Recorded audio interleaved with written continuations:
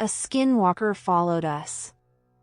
The first time we saw it, we thought it was just a bear. A big one, sure, but nothing we hadn't prepared for. We were out there to hunt deer. The cabin sat about a mile off a dirt road in northern Arizona, surrounded by dense pine and dead silence. My buddy Jake had inherited it from his uncle, and it had been our annual tradition to head out each November, get off-grid, drink too much whiskey, and come home with a cooler full of venison. This year felt different the moment we stepped out of the truck. "Smell that?" Jake asked, sniffing the air. I nodded. The wind carried a stench like something long dead and waterlogged. We chalked it up to a carcass rotting nearby and pushed on, figuring it'd pass. We were wrong.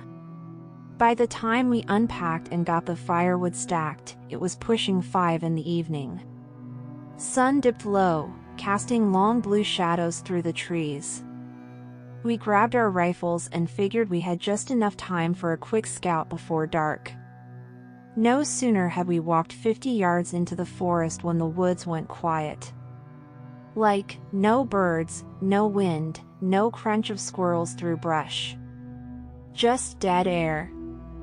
Then we saw it. At first, it looked like a black bear standing upright. Only it was too tall, maybe 7-8 feet, and too narrow in the waist and shoulders. Its front limbs hung down unnaturally long, almost touching its knees. It stood still, just inside the tree line, not moving, not blinking. "Is it watching us?" Jake asked, voice low. I raised my scope. It didn't help much through the trees, but when I focused, I swear I saw its eyes, deep-set, pale gray, and human. Not a bear's. And its mouth. It didn't snarl. It smiled. My heart sank. Back to the cabin, I muttered. Now. We moved quickly but didn't run. Didn't want to trigger a chase. Every few steps, I turned back. It hadn't moved. Just watched us. Until the last glance. Then it was gone. We got back to the cabin and bolted the door behind us. It wasn't much, just a thick pine plank and an old hunting latch, but it felt better than nothing. Jake locked the windows while I kept an eye out through the front slit in the curtains. Nothing but woods and shadows. I tried convincing myself it was just a bear acting strangely, but that didn't sit right. Not with the way it looked. Not with the way it smiled. What the hell was that thing? Jake asked as he set a loaded rifle on the table. I don't know, I said. But it wasn't any animal I've seen. He poured 2 fingers of whiskey into tin cups, slid one to me. Could be a skinwalker, he muttered. I looked at him sideways. You're serious? I mean, we're on Navajo land technically.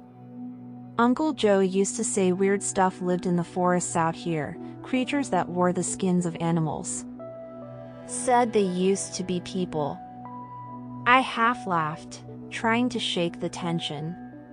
You're telling me you believe in that? Jake didn't smile. I didn't, until now. The wind picked up then, whistling through the cracks in the logs. I threw more wood on the fire, watched the shadows twitch and stretch along the walls. We ate dinner without speaking much, just the sound of forks on metal plates and the occasional crack from the hearth. Night settled hard around us. The kind of night that presses against the windows, making you feel like something's out there, watching. By 10, we were both too wired to sleep. Jake paced the floor while I sat with the rifle across my lap, staring at the door. That's when we heard it. Thump. We both froze. It was heavy footsteps, slow and deliberate. Right outside the cabin. Jake killed the lantern. The fire dimmed just enough for us to see without casting too much light. My pulse slammed in my ears as we crept to the window. I peeked. At first, I didn't see anything. Just trees and moonlight. Then movement, a shadow slipping between the trunks. It stepped into the clearing. My breath caught in my throat. It was the same creature. Tall, covered in coarse, matted black hair. But this time, it wasn't still. It moved like a man, only wrong, stilted, jerky, like a puppet being yanked by invisible strings. It circled the cabin, dragging one of its arms behind it like it was too long, too heavy. Jake mouthed, "What do we do?" I didn't have an answer. The thing stopped at the front of the cabin, just 10 feet from the door. And then it spoke. Not loud. Not in any language I knew. Just this low, guttural whisper, like dozens of voices at once. Words that made no sense but chilled me down to the marrow. Then it tapped on the door. Once. Twice. 3 times. And then it started to laugh. The laugh was the worst part, guttural, wet, and wrong. Like it had never been meant to laugh but had learned how by listening to us and mimicking the sound. It didn't belong to an animal, and it sure as hell didn't belong to a man. Jake raised his rifle and aimed at the door. "Don't," I whispered. "If we shoot and miss, it might charge." He nodded, his face pale, his hands trembling. The tapping resumed. Softer now, almost playful. Like it knew we were scared. Like it enjoyed it. And then we heard scratching, fingernails or claws dragging across the cabin wall. Long, slow drags that circled the whole place. We followed the sound as it moved along the outside, staying in the center of the room, rifles ready, breath held. It moved to the back. Then the scratching stopped. Silence. I counted every second. 1, 2, 10, 30. And then, bang! Something slammed into the back door. Jake jumped. Jesus! Another bang. This one louder, splintering wood. I looked around the room. We need to barricade that door. We pushed the old bookshelf over and braced it against the rear entry just as another hit rocked the wall. Dust rained from the rafters. I could hear it breathing now. Deep, snorting breaths like a bull, just outside. And then, silence again. We stood there, rifles up, hearts pounding. Jake whispered, "Think it's gone?" But before I could answer, we heard something else, above us. A faint creak. Another. It was on the roof. Jake aimed upward like that would help. I backed to the center of the room, keeping my rifle raised, listening as it crept over the shingles, one slow footstep at a time. It stopped directly above the chimney. And then a hard scrape, claws on brick. It's trying to get in through the fireplace. Jake didn't hesitate. He grabbed the iron poker and shoved the burning logs up against the opening, sending a wave of sparks shooting upward. For a few seconds, nothing happened. Then a howl. Ear-splitting, furious, and not from anything natural. It jumped off the roof and crashed into the underbrush. I ran to the window and caught a glimpse of it disappearing back into the trees, moving fast, almost leaping. And then, quiet again. We stayed up the rest of the night, backs against the walls, rifles aimed at the door. Every crackle of the fire or gust of wind made us jump.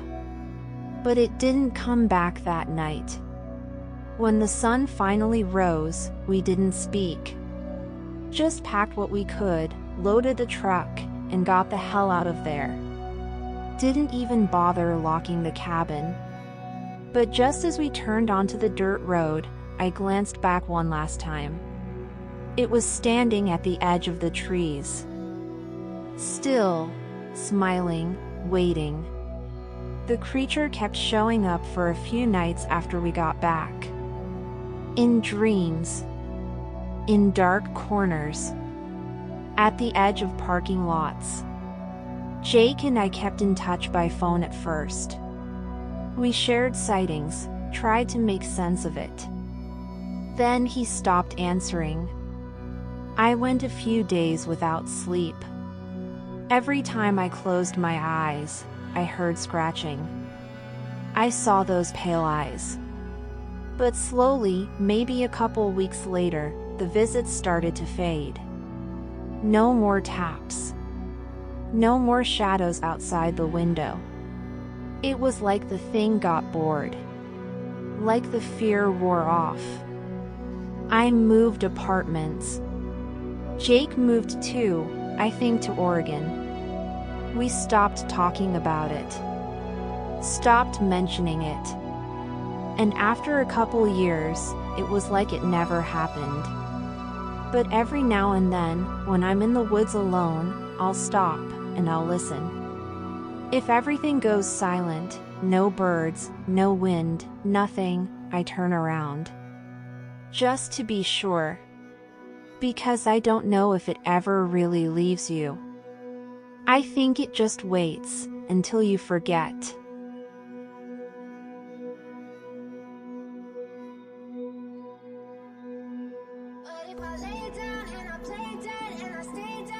Maybe you'll get sick of being the monster.